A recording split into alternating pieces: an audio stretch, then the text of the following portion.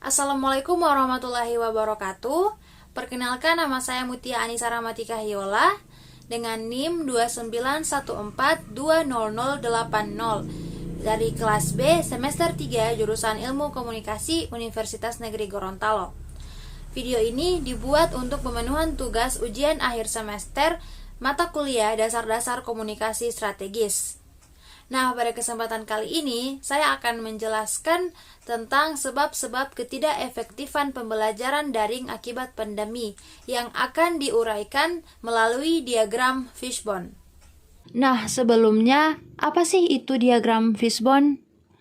Jadi, diagram Fishbone atau diagram tulang ikan ini sering juga disebut cause and effect diagram atau Ishikawa diagram yang diperkenalkan oleh Dr. Kaoru Ishikawa, seorang ahli pengendalian kualitas dari Jepang.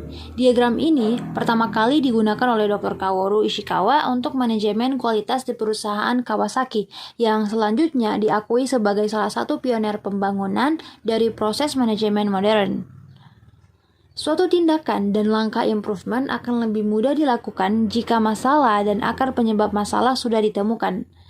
Diagram Fishbone inilah akan membantu mengidentifikasi berbagai sebab potensial dari suatu efek atau masalah dan membantu menganalisis masalah tersebut melalui sesi brainstorming.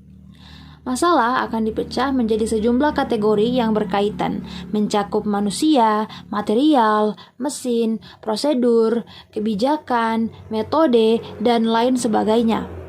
Setiap kategori mempunyai sebab-sebab yang perlu diuraikan melalui sesi brainstorming. Nah, berikut disajikan diagram Fishbone mengenai ketidakefektifan pembelajaran daring akibat pandemi.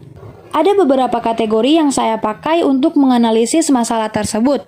Yang pertama ada kategori measurement. Yang kedua ada method atau metode. Yang ketiga ada tools. Yang keempat kategori machine atau alat. Yang kelima kategori policies atau kebijakan. Dan yang keenam manpower atau sumber daya manusia. Nah, untuk kategori yang pertama, ya ini ada measurement. Telah kita ketahui bahwa pembelajaran daring dilakukan guna untuk menghindari pembelajaran tatap muka agar meminimalisir penyebaran COVID-19. Kemudian untuk kategori selanjutnya, yakni method atau metode. Penyebab masalah dari sisi metode yaitu karena metode atau sistem pembelajaran yang diterapkan di sekolah maupun di kampus masih kurang efektif, kurang interaktif, dan kurang inovatif, sehingga menyebabkan para siswa ataupun mahasiswa cenderung bosan menerima materi ketika kelas berlangsung. Hal ini mengakibatkan proses transfer ilmu menjadi tidak maksimal. Kemudian kategori selanjutnya ada tools. Penyebab masalah dari sisi tools ini adalah penggunaan screen time yang makin bertambah sehingga cenderung menurunkan produktivitas dari siswa ataupun mahasiswa itu sendiri. Kemudian yang selanjutnya yakni ada machine atau alat. Nah, penyebab masalah dari sisi machine ini adalah adanya keterbatasan fasilitas yang digunakan untuk pembelajaran daring seperti smartphone, laptop, maupun akses jaringan internet yang dihitung masih kurang memadai. Karena seperti yang kita ketahui, alat-alat seperti yang saya sebutkan sebelumnya seperti smartphone, laptop, dan device-device lainnya itu serta akses jaringan internet merupakan faktor penting untuk menunjang pembelajaran daring. Kemudian kategori yang selanjutnya yakni ada policies atau kebijakan. Nah, penyebab masalah dari sisi ini yaitu adanya peraturan pemerintah untuk work from home. Jadi, segala aktivitas itu dialihkan menjadi daring, baik itu bekerja, mengajar, maupun belajar, serta adanya pembatasan interaksi secara langsung. Kemudian, kategori yang terakhir yakni manpower atau sumber daya manusia.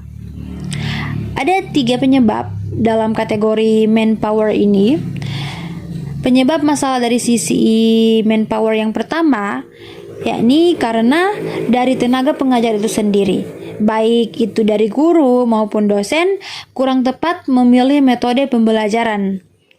Kemudian yang kedua, dari sisi siswa atau mahasiswa itu sendiri yang terhitung masih belum bisa beradaptasi sepenuhnya dengan sistem pembelajaran daring karena masih terbiasa dengan sistem pembelajaran tatap muka. Kemudian yang terakhir, masalah dari sisi SDM yang terakhir ini yaitu karena kurangnya peran aktif keluarga untuk memotivasi anak meningkatkan minat belajar di rumah. Baiklah, sekian penjelasan tentang diagram fishbone dari saya. Lebih dan kurangnya mohon dimaafkan. Terima kasih. Wassalamualaikum warahmatullahi wabarakatuh.